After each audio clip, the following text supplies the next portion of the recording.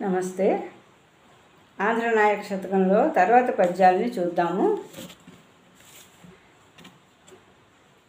ధర్మ విఘాతమిద్ధరనీవొనర్చిన మూడు లోకంబులు మ్రోసెనపుడే జనకుని కూతునిచ్చను పెండ్లి ఆడంగా నరనాథ కోటులు నవ్విరపుడే పుణ్యజనంబుల పోరి బాధింపంగా సురరద్భుతము నొంది చూచిరపుడే సంతతాశ్రిత విభీషణు రాజు చేయంగా అలరవీంద్రులు సాక్షి నిలిచిరపుడే మంచి నడవడి నడిచిన వెంచి చూడ కీర్తిగల మూర్తివే ఇట్టి వార్తలరయా చిత్ర చిత్ర ప్రభావ దాక్షిణ్య భావ హత విమత జీవ శ్రీకాకుళాంధ్రదేవా.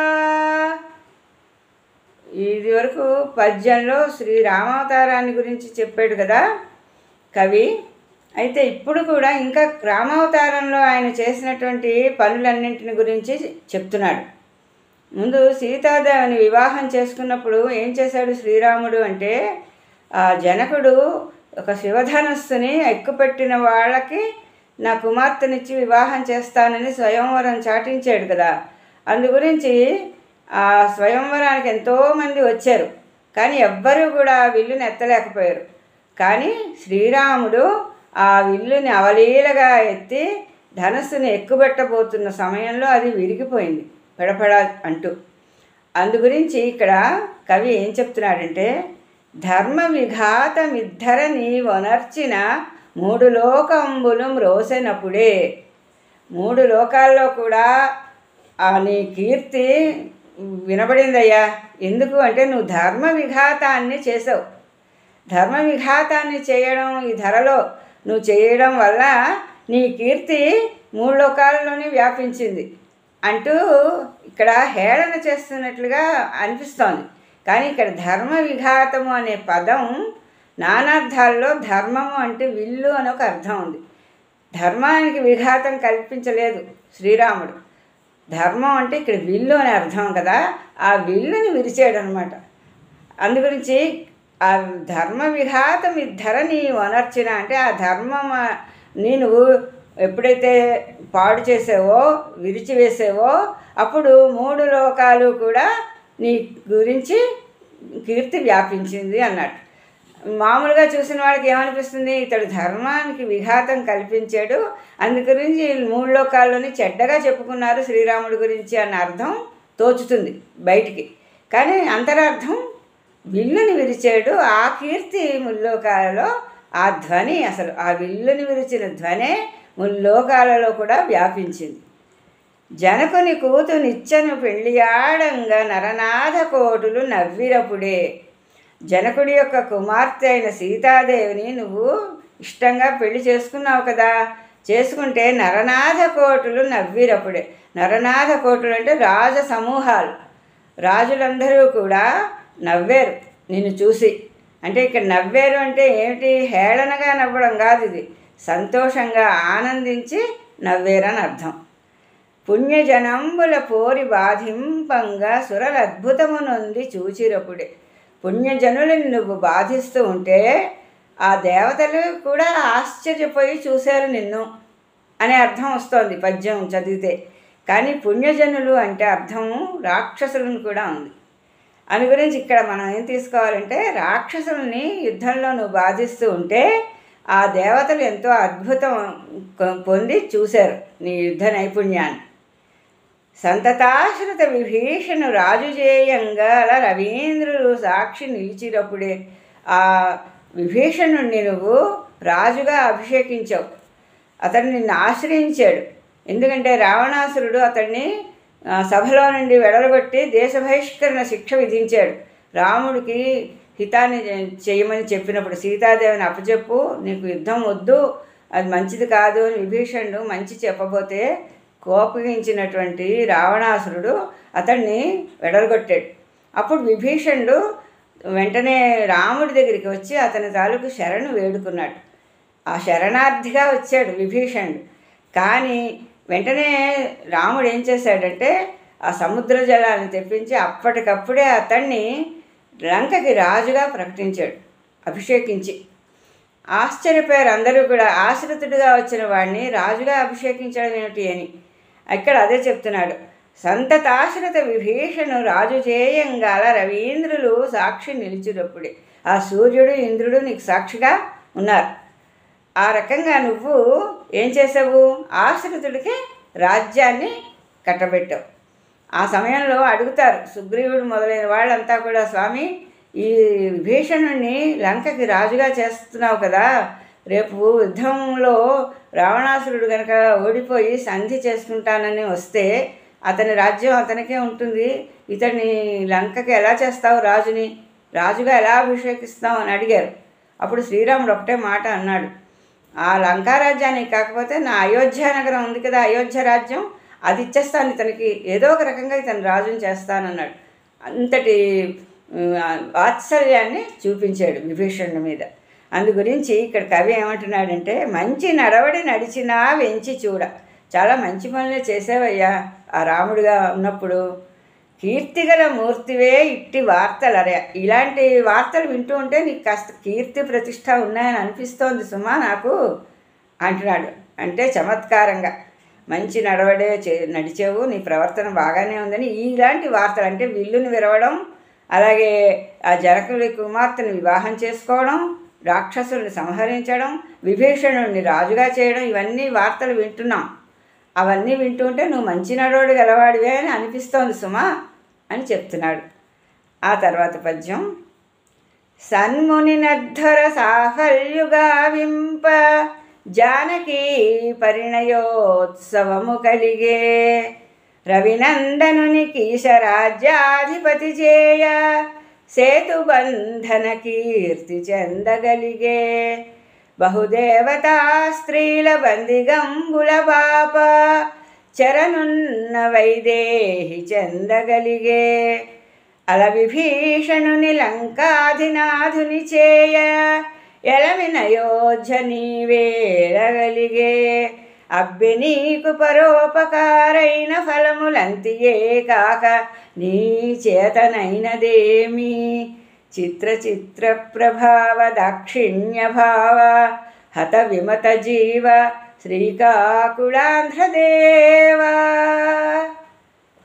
ఈ పద్యంలో వెళ్ళి శ్రీరాముడి గురించే చెప్తున్నాడు. ఈ పద్యంలో కూడా సన్మునిని అధ్వర సాఫల్యు గావింప. సన్ముని అంటే ఇక్కడ విశ్వామిత్రుడు యాగం చేస్తూ ఉంటే రాక్షసులు వచ్చి ఆ యాగాన్ని ధ్వంసం చేస్తూ ఉండేవారు.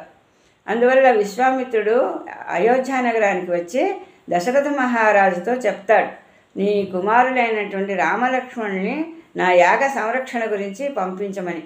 ముందు దశరథుడు భయపడతాడు, చిన్నవాళ్ళు వీళ్ళు రాక్షసుల్ని ఏం సంహరిస్తారు, నేను వస్తాను కావాలంటే నా కుమారుల్ని పంపలేను అని అంటే అప్పుడు విశ్వామిత్రుడికి కోపం వస్తుంది, ఆడిన మాట తప్పుతున్నాడని.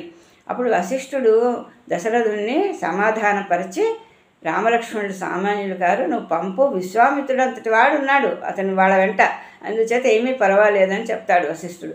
అప్పుడు వెంటనే దశరథుడు రామలక్ష్మణుల్ని విశ్వామిత్రుడితో పంపిస్తాడు. ఆ విశ్వామిత్రుడు వాళ్ళకి ఎన్నో రకాలైన అస్త్రశస్త్రాలని ఇస్తాడు, అంటే బోధిస్తాడు. బోధించి బల అతిబల అనేటటువంటి విద్యను కూడా ప్రసాదిస్తాడు. దానివల్ల ఆకలి దప్పులు ఉండవు అన్నమాట, నిద్ర కూడా రాదు దరికి. అటువంటి వరాలని ప్రసాదిస్తాడు. ప్రసాదించిన తర్వాత ఆశ్రమానికి తీసుకెళ్తాడు. అక్కడ ఆ విశ్వామిత్రుడి యొక్క యాగ సంరక్షణ రామలక్ష్మణులు చేస్తారు.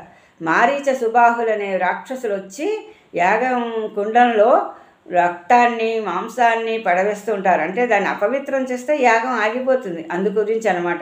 అప్పుడు రాముడు 2 బాణాలు వేసి ఆ మారీచుడిని సుబాహుడిని కొడతాడు. మారీచుడు 1000 యోజనాల దూరం వెళ్ళి పడతాడు ఆ బాణం దెబ్బకి. సుబాహుడు మరణిస్తాడు. ఆ రకంగా యాగ సంరక్షణ చేశారు. అందుకే ఇక్కడ కవి ఏమంటున్నాడంటే, సన్మునిన్ అధ్వర సాఫల్యు గావింప. అధ్వరం అంటే యజ్ఞం సఫలం అయ్యేటట్టుగా చేసావు ఆ సన్మునికి, అంటే విశ్వామిత్ర మహర్షికి. అందు గురించి జానకీ పరిణయోత్సవము కలిగే, దానికి ఫలితంగా నీకు సీతాదేవిని వివాహం చేసుకునేటటువంటి అవకాశం లభించింది. తర్వాత రవినందనుని కీశరాజ్యాధిపతి జేయ సేతుబంధన కీర్తి చెందగలిగే. ఆ రవినందనుడు, ఇక్కడ రవినందనుడు అంటే సుగ్రీవుడు. రవి అంటే సూర్యుడు కదా, సూర్యుడి అంశతో జన్మించినవాడు సుగ్రీవుడు, ఇంద్రుడి అంశతో జన్మించినవాడు వాలి. అయితే ఇక్కడ రవినందనుని కీశరాజ్యాధిపతి కీశ అంటే వానరం. ఆ వానర రాజ్యానికి నువ్వు ఆ సుగ్రీవుడిని అధిపతిగా చేసావు, వాలిని సంహరించి. అతన్ని ఆ విధంగా చేయటం వల్ల నీతో అతనికి మైత్రి కలగటం వల్ల నీకు ఎంతో సహాయపడ్డాడు తన వానర సేనతో. అలాగ సహాయపడటం వల్లనే నువ్వు ఆ సముద్రపు ఒడ్డుకు వెళ్ళి సేతుబంధనాన్ని చేయగలిగావు. ఆ వానరులు సహాయపడటం వల్లనే కదా నువ్వు సేతుబంధనం చేసావు. సేతుబంధనం అంటే సముద్రానికి వారధి కట్టారు. ఎందుకంటే లంకకి వెళ్ళాలంటే మధ్యలో సముద్రం అడ్డంగా ఉంది. అందుగురించి సముద్రుడిని ముందు దారి ఇవ్వమని అడుగుతాడు శ్రీరాముడు. అడిగితే ఉలకడు పలకడు సముద్రుడు. దాంతో కోపం వచ్చి బాణం ఎక్కువ పెడతాడు, నేను శోషింప చేస్తాను పూర్తిగా నీ నీటినని. అప్పుడు సముద్రుడు వచ్చి చేతులు జోడించి నన్ను ఏమీ చెయ్యవద్దు, నీ వద్ద ఉన్న వానరులు ఉన్నారు కదా, వాళ్ళందరిలో నీలుడనే వాడు ఉన్నాడు, అతని వలన గొప్ప సేతువుని నిర్మించవచ్చు, మీ వానరులందరినీ సహాయపడమని నా మీద సేతువుని నిర్మించి మీరు వెళ్ళండి లంకకని చెప్తాడు. ఆ ప్రకారంగా వానరులందరూ కూడా పెద్ద పెద్ద బండరాళ్ళు చెట్లు అన్నీ తీసుకుని వస్తారు, పెద్ద వారధిని నిర్మిస్తారు. అదే ఇక్కడ చెప్తున్నాడు. రవినందనుని కీశరాజ్యాధిపతి ఆ సుగ్రీవుడిని నువ్వు వానర రాజుగా అభిషేకం చేసావు కదా, అందుగురించే నీకు సేతుబంధన కీర్తి కలిగింది. సేతుబంధనం వానరులే కదా చేశారు, కానీ ఆ సేతుబంధనం రాముడు చేయించాడనే కీర్తి నీకు వచ్చింది. బహుదేవతా స్త్రీల బందిగంబులు బాప చరనున్న వైదేహి చెందగలిగి. ఆ రావణాసురుడు ఎంతమందో స్త్రీలని అష్టదిక్పాలకుల్ని అందరినీ కూడా బంధించాడు, తన ఆజ్ఞకి లోబడేటట్టు చేసుకున్నాడు. దేవతా స్త్రీలని వాళ్ళని అందరినీ కూడా బందిఖానాలో పెట్టాడు. ఎప్పుడైతే రావణాసురుడు మరణించాడో వాళ్ళ చెర విడిపోయింది, వెళ్ళి వాళ్ళ స్థలానికి వాళ్ళు వెళ్ళిపోయారు. అందుగురించి ఆ తర్వాత విభీషణుడు కూడా సీతాదేవిని తెచ్చి రాముడికి అప్పచెప్పాడు. ఇక్కడ అందుకే అంటున్నాడు బహుదేవతా స్త్రీల బందిగంబులు బాప. ఎంతోమంది దేవతా స్త్రీల యొక్క చెరసాల నుండి విడిపించావు రావణాసురుడిని సంహరించి. అందుగురించే నీకు ఆ రావణాసురుడి చెరలో ఉన్నటువంటి సీత నీకు లభించింది. అలా విభీషణుని లంకాధినాథుని చేయ ఎలమి అయోధ్యని వేలగలిగే. ఆ విభీషణుడికి లంకారాజ్య పట్టాభిషేకం చేసావు కదా, చేసావు. కానీ ఇదివరకు మనం చెప్పుకున్నాం కదా, రావణాసురుడు కనుక సంధి చేసుకుంటే విభీషణుడికి రాజ్యం అయోధ్యని ఇచ్చిస్తాను అన్నాడు కదా. అలాగే చెయ్యక్కర్లేకుండా విభీషణుడు లంకకే రాజుగా ఉండవలసి వచ్చింది రావణుడు మరణించడంతో. అందుగురించి నీకు అయోధ్య దక్కింది, లేకపోతే నీకు అయోధ్య ఉండేది కాదు, ఆ విభీషణుడికి ఇచ్చేవలసి వచ్చేది. అందుగురించి నీకు ఇవన్నీ కూడా పరోపకారైన ఫలము అబ్బె. నీకు పరోపకారం చేసావు నువ్వు కొంతవరకు. అంటే ముందు ఏమో ఆ విశ్వామిత్రుడికి యజ్ఞాన్ని రక్షించావు, అలాగే సుగ్రీవుడికేమో రాజ్యాన్ని వచ్చేటట్టు చేసావు, దేవతాస్త్రీల బంధనాలన్నీ తొలగించావు, విభీషణుడిని లంకకి అధిపతిగా చేసావు. అందుగురించే నీకు ఆ పరోపకార ఫలితంగా ఆ జానకిని వివాహం చేసుకోగలిగావు, సేతుబంధనం చేసేవన్న కీర్తి కలిగింది, చరణున్నటువంటి వైదేహి కూడా నీకు లభించింది, నీ అయోధ్య రాజ్యం మళ్ళీ నీకు లభించింది. అంతేగాని నీ చేతనైనదేమి ఇంతకంటే ఇంకేం చేసావు? నువ్వు పరోపకారం చేసావు కదా, ఆ ఫలితాలన్నీ నీకు లభించాయి అంతే అంటూ ఇందులో తేలికగా ఆ శ్రీరాముడు చేసినటువంటి పనులన్నింటినీ చెప్తున్నాడు అన్నమాట కవి. తేలిక అంటే మాటల్లో చెప్పినంత తేలిక కాదు కదా ఇది. ఎంతో శూరత్వం, ఎంతో గొప్పతనం ఉంటే కానీ ఈ పనులన్నీ ఎవరు సాధించలేరు. వానరులందరినీ ఒక త్రాటి మీద నడిపించాలి అంటే రాముడు ఎంత గొప్పవాడే ఉంటాడు. కోతికి అసలు నిశ్చల బుద్ధి ఉండదు. అలాంటిది అందరూ ఒక్క త్రాటి మీద నడిచారు రాముడి తాలూకు ఆ నాయకత్వంలో. అది గొప్పతనం కదా. ఆ విధంగా శ్రీరాముడి యొక్క గొప్పతనాన్ని అన్యాపదేశంగా ఈ పద్యంలో కవి చెప్పాడు అన్నమాట. ఈ రోజుకి ఇంకా ముగిస్తాను. మళ్ళీ రేపు కలుసుకుందాము. అంతవరకు సెలవు. నమస్తే.